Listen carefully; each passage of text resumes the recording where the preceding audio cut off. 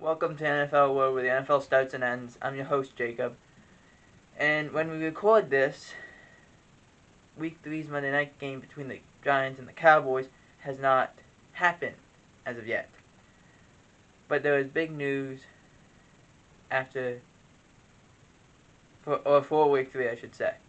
As the Ravens have signed Jason Pierre-Paul, his nickname JPP, to a one-year contract of about $5.5 million, which is a big contract for this time of year. Normally it's minimal contract, $1 million, vet guaranteed. But $5.5 million, that's how desperate they are. That they're willing to pay whatever to go get somebody for some rotational help on the defensive line. Now, as we record this on Monday morning, the NFL had made an announcement that they are removing the Pro Bowl. The Pro Bowl has been a thing for a very long time, but they are removing it, and instead of doing flag football, so they're going to have the competitions that they've had for the last couple of years, like last year when they had Tyreek Hill, Michael Parsons, Joe Mixon, I believe Nick Chubb run. They're going to still do that. They're going to do all that. Just the Pro Bowl will be replaced with a flag football game. Now, what does this mean? I mean, no one really watches the Pro Bowl anyway. It's more now for people for fans who like certain players, or like their team's players, put them on the Pro Bowl. Like, if you remember even 20 years ago, maybe not even that long, going to the Pro Bowl was the biggest thing that you could do, besides the Super Bowl, obviously. Because going to the Pro Bowl meant you were respected by your peers, that no matter who you were faced with, you were one of the best. And that's what it meant, that you were one of the best and you were respected by the players around you that say, hey, this guy was really good. Now the players just vote for their own teammates. Fans only vote for their players.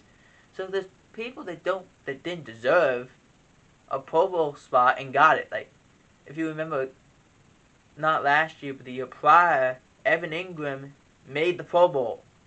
He had one touchdown and dropped a handful of passes that were right in the breadbasket, and he dropped them.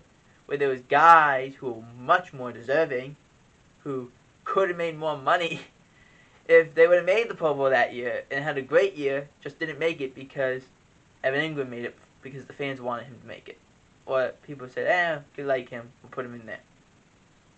That's not going to happen anymore with the Pro Bowl, but probably in the flag football game, that could be a possibility. Jimmy Garoppolo had his own Dan Orlovsky or Lions moment last night between 49ers and the Broncos. Now, that 49er and Bronco game should not have been a Sunday Night Football game. Nathaniel Hackett's been a terrible play caller. He shouldn't have been. When the game ends 11-10, it's not raining. There's no thunderstorms. We're not trying to end the game early. You guys only scored 21 points. I don't know if that's how good you are or just how bad you each other are, and I assume it's the latter.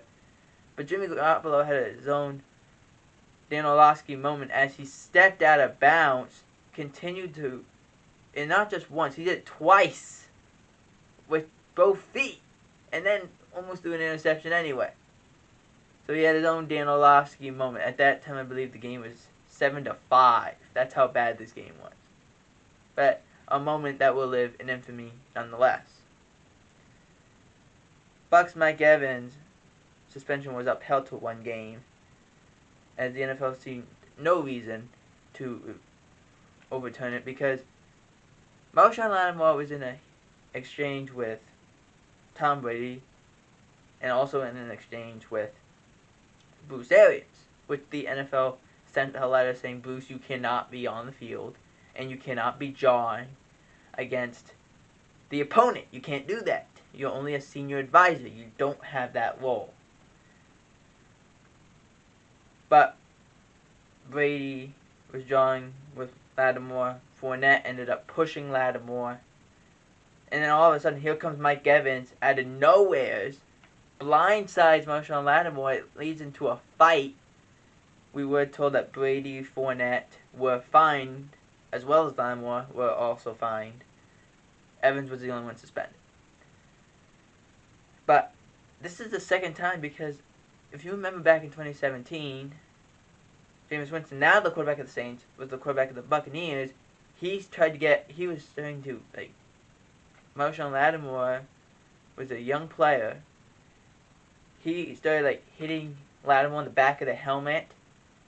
Lattimore finally turned around and kind of smacked his arm away, and here comes Evans, just blindsides him. That led to a fight.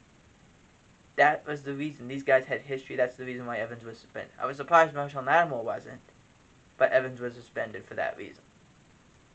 Another suspension was handed out as Chiefs linebacker Willie Gay Jr. was suspended without pay for 4 games for failing a PED test. He will be eligible to return on October 17th, without pay, obviously, during the suspension.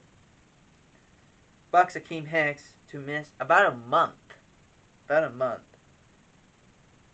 with a foot injury.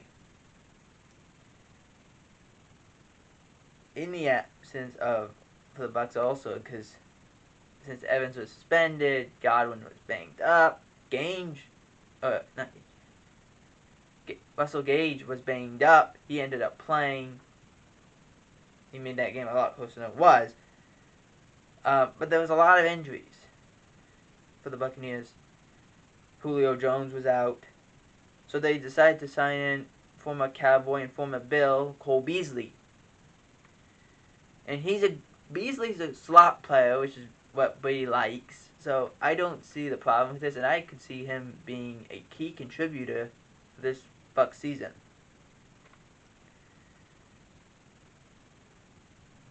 The Patriots traded offensive tackle Justin Horan to the Raiders and the 2024 7th round pick to the Raiders in exchange for a 2024 6th. I don't understand this. I know it's Bill Belichick and he's trading to his former disciple in Josh McDaniels, but I don't understand this trade. You need offensive line help. You need depth, and I know the Raiders need depth, but you need depth more than they do. I don't understand why get rid of him for very little in return. Joe Haden, the longtime Brown and Steeler, retired as a Cleveland Brown. He had the option to go, I believe, to Buffalo on a minimal contract, and he chose not to, so he had retired. Could be still in shape if someone needs him, but he has retired at least for now. The Titans signed veteran defensive backs Andrew Adams and Terrence Mitchell. They're so banged up, they need somebody.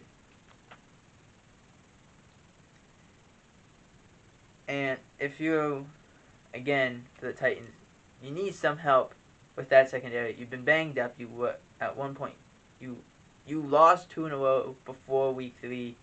You need some veteran leadership in that secondary room.